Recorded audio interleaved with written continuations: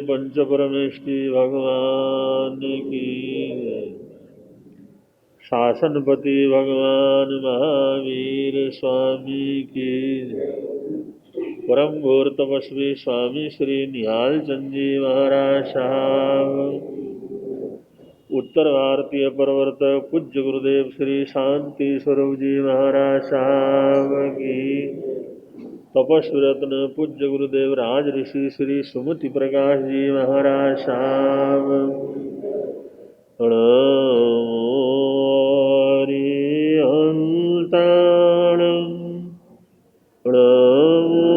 सिद्धाणं, प्रणामो आयर्याणं, प्रणामो वज्रायणं। धम्ममङ्गलमुचितं अहिंसा संयमो तव, देवावितं नमसन्ति व्यसनं विषयगुणो, यादुमशगुफेषु अमरोऽव्ययैरसं प्रलयभूपं किलामि सोऽयपीडैरपायं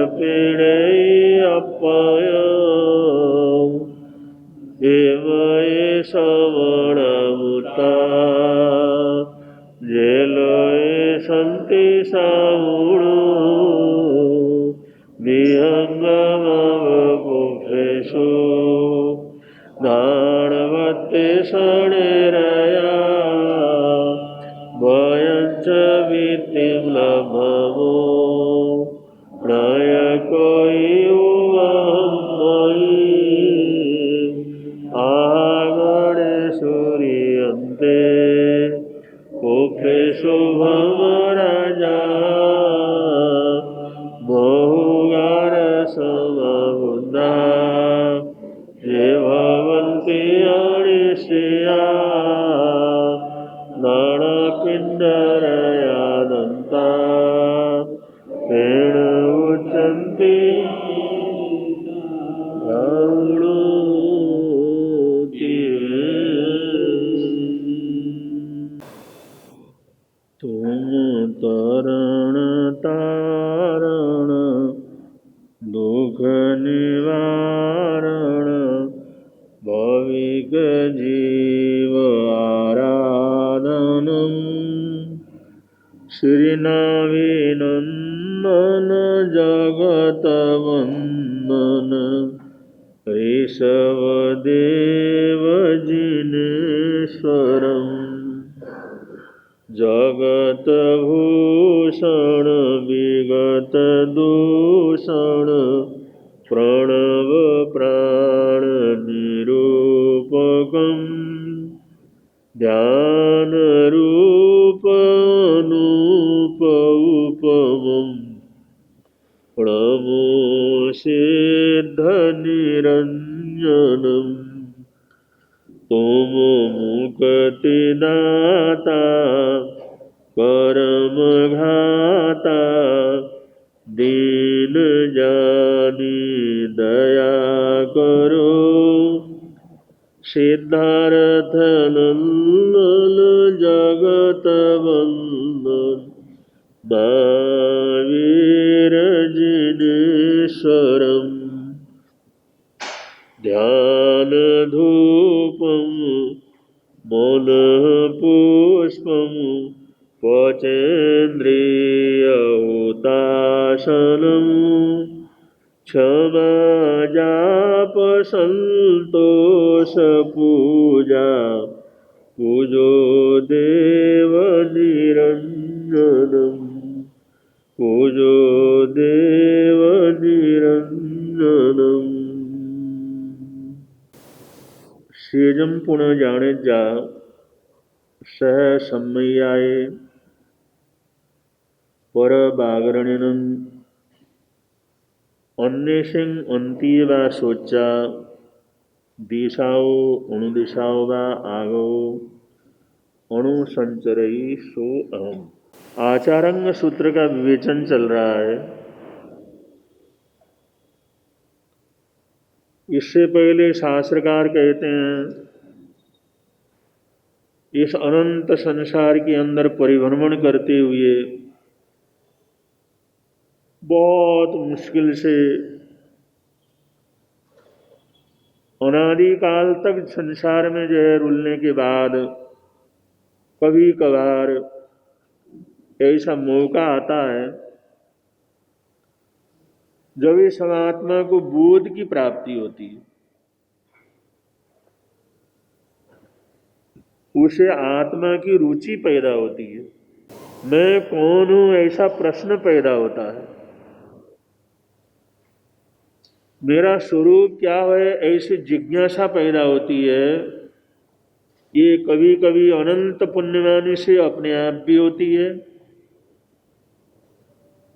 कभी जाति स्मरण ज्ञान होने से हो जाता है,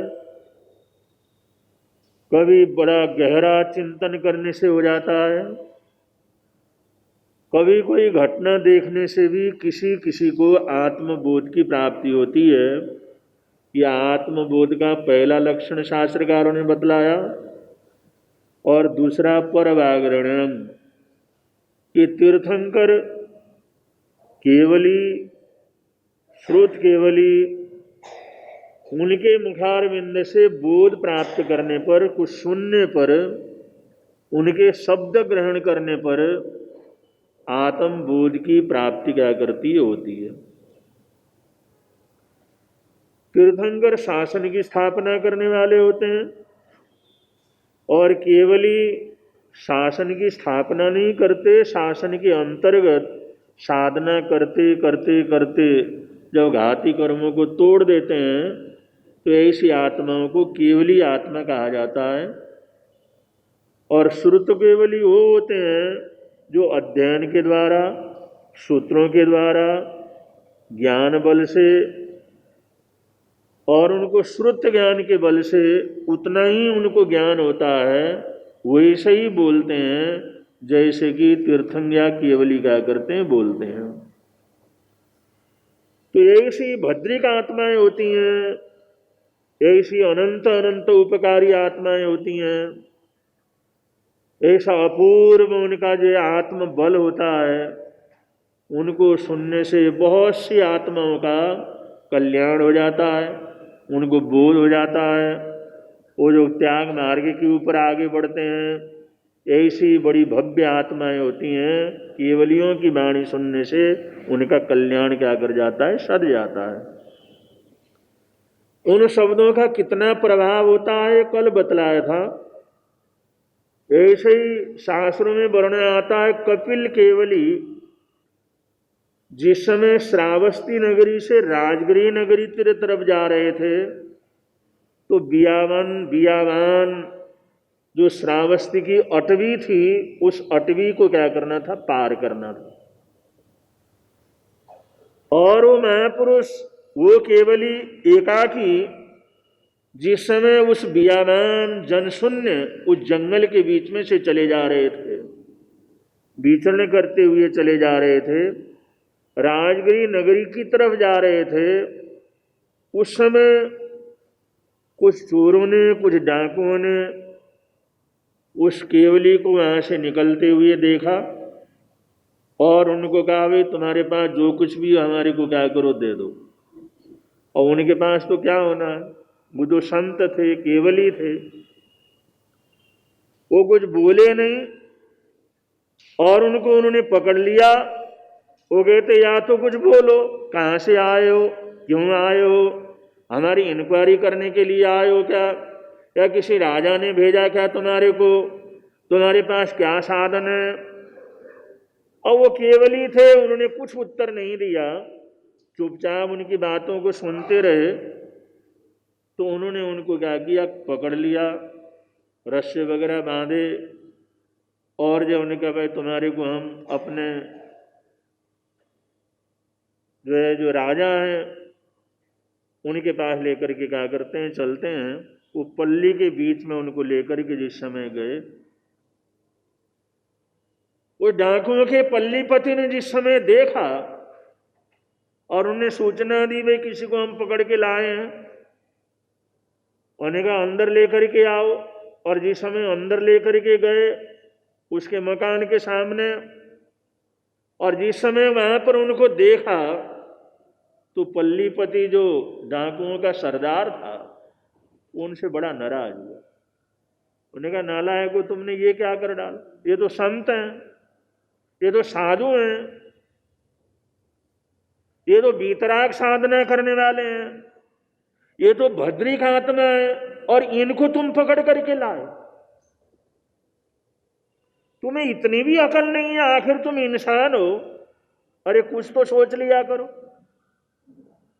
तुम्हें इसको देख करके, इनकी वृत्ति को देख करके, इनके पास जो कुछ है उसको देख करके ये पता नहीं लगा ये तो संत है, इनको पकड़ करके लाए। तो तुमने कोई तकलीफ तो नहीं दी, कोई तुमने दुस्साहस तो नहीं किया, कोई और परेशान तो नहीं किया। उन्होंने कहा हमने ऐसा कुछ नहीं किया, सिर्फ पकड़ करके क्या किए लाए हैं। उन्होंने कहा इनके रस्से सब खोल दो, बंधन खोल दो। अरे इतना तो अकल रख लिया करो, अरे किसको पकड़ रही हैं, क्या पकड़ रही हैं, कौन आदमी क्या है, इतने तो तुम्हारे को समझ होना चाहिए। उनको बड़ा धमकाया, और धमकाने के बाद वो रस्से वगैरह खुलवाए, और खुलवाने के बाद क्षमा याचना करवाया, और क्षमा याचना खुद भी उसने किया। भाई इन दुष्टों ने जो भी आपके साथ बर्ताव किया है उसके लिए मैं उनकी तरफ से क्या करता हूँ, क्षमा याचना करता हूँ, आप क्षमा कर दें। और जिस समय क्षमा याचना की और उनने प्रार्थना की, अगर आपने क्षमा कर दिया है थोड़ी देर यहाँ पर आप विराजो, उन्होंने वहाँ पर उनको बैठाया। और बैठाने के बाद उन लोगों को, जो चोरों के 400-500 लोग थे, वो सारे के सारे वहाँ पर इकट्ठे हुए। उन्हें कहा देखो ऐसे जो संत अगर मिलते हैं, ऐसे साधु मिलते हैं, ऐसे त्यागी पुरुष होते हैं, तो उनके साथ भद्रिक व्यवहार हमारा क्या करना चाहिए, होना चाहिए। हम डाकू हैं ठीक है, चोर हैं ठीक है, लेकिन हमारी भी तो कोई न्याय नीति होती है। डाकू होने का मतलब कुछ भी कर ले ऐसा थोड़ी होता है, चोर होने का मतलब कुछ भी कर ले ऐसा थोड़ी होता है। अरे तुम परिस्थिति को देखा करो, व्यक्ति को देखा करो। ये तो ऐसे महान संत हैं, तुमने उनको पकड़ करके लेकर के आए, उनके साथ तुमने बदतमीजी की। अरे ऐसे महापुरुषों में तो शब्द सुनो तो उससे जीवन का कल्याण क्या करता है। ये लोग इतना अच्छा बोलते हैं, इतना अच्छा संगीत सुनाते हैं, इतने अच्छे भजन सुनाते हैं, इतने अच्छे गीत सुनाते हैं, वो सुनोगे तो तुम्हारे को पता लगेगा कितने अच्छे गीत क्या करते हैं। तो उन्होंने सबने प्रार्थना की, भी हमने बड़ा दुस्साहस किया, आप हमारे को कुछ न कुछ कोई गीत कोई संगीत क्या करे सुनाए। और सबने जाकर के जिस समय प्रार्थना की तो शास्त्रकार कहते हैं कपिल केवली ने 20 कड़ियों का एक छंद उनको क्या किया, बड़े लय के साथ जिस समय 20 कड़ियों का छंद सुनाया, वो कोई पहले छंद में, कोई दूसरे छंद में, कोई तीसरा छंद सुनते सुनते, कोई चौथा छंद सुनते सुनते, वो 20 कड़ियों का गीत सुनते सुनते 500 के 500 डाकुओं को वैराग्य की भावना क्या कर जाती हो जाती। उन्होंने वो कविता क्या पूरी की, वो गीत को क्या पूरा किया, उस 20 कड़ी के छंद को क्या पूरा किया, वो शब्द ऐसे गूंजे और ऐसी भावना भक्ति से उन लोगों ने सुना। वो जो 20 कड़ी के गीत को सुनाते सुनाते सुनाते वो 500 के 500 उनके चरणों में समर्पित क्या कर गए। इन महापुरुषों की वाणी ऐसी भद्रिक वाणी होती, ऐसे सर्व कल्याणकारिणी वाणी होती। ऐसे लोग जो ऐसा काम करने वाले थे, वो भी उसको सुनते सुनते उनको वैराग्य की प्राप्ति हो गई और उनके मन के अंदर साधना की जगी, सम्यक तो जगा, सम्यक दर्शन जगा, उनके मन के अंदर वैराग्य भाव पैदा हुआ। वो 500 के 500 कपिल केवली के साथ क्या कर लिए, हो लिए और साधना पथ के ऊपर क्या हुए, चल पड़े। तो शास्त्रकार ये कहते हैं केवली भगवंतों के शब्दों को सुन करके, तीर्थंकरों की वाणी को सुन करके बहुत सी आत्माओं का कल्याण क्या कर जाता है, हो जाता है।